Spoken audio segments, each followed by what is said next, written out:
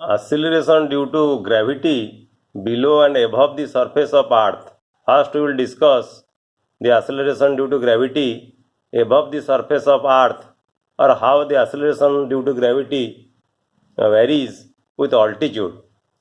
Consider a mass point M at a height h above the surface of Earth.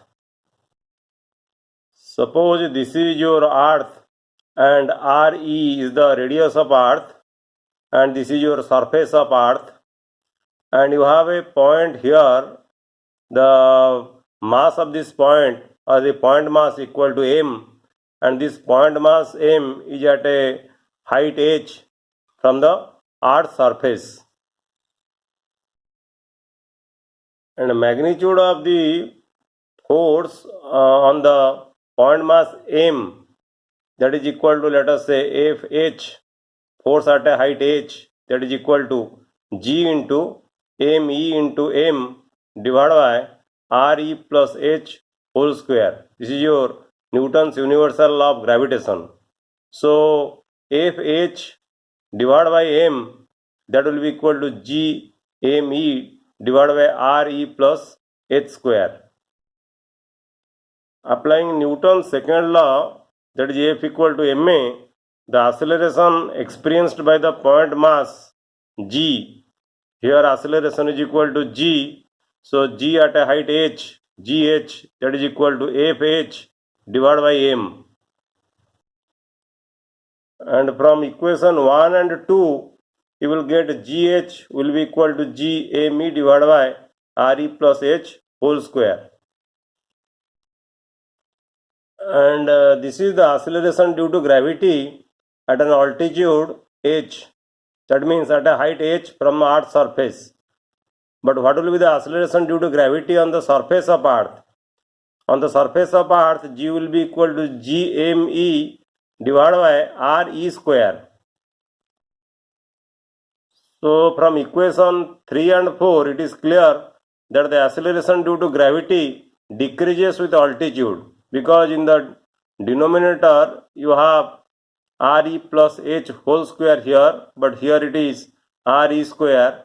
So if you compare these two equations, you can say that the acceleration due to gravity decreases with altitude. To know what factor the acceleration due to gravity decreases with altitude, you have to do some calculation.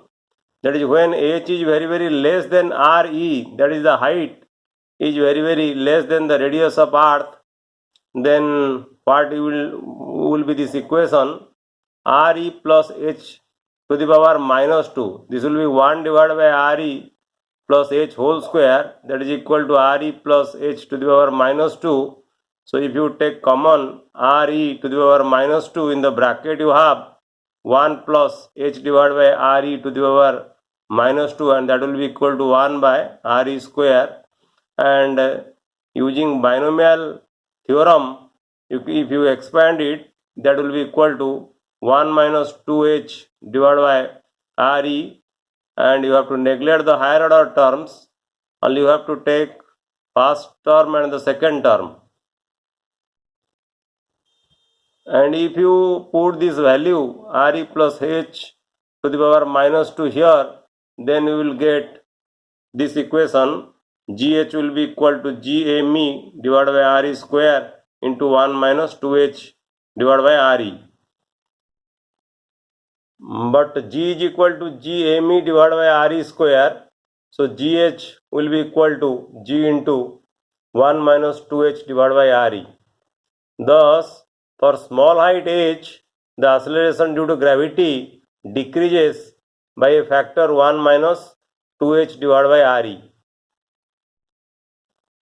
Now we will discuss how acceleration due to gravity below the due to gravity varies below the surface of Earth. That is how the G varies with the depth. Consider a point mass m at a depth d below the surface of Earth. As shown in this figure, suppose this is the surface of Earth and the mass of Earth is me, radius of Earth is Re, and here you have to consider what will be the value of the acceleration due to gravity, that is acceleration due to gravity at a depth d.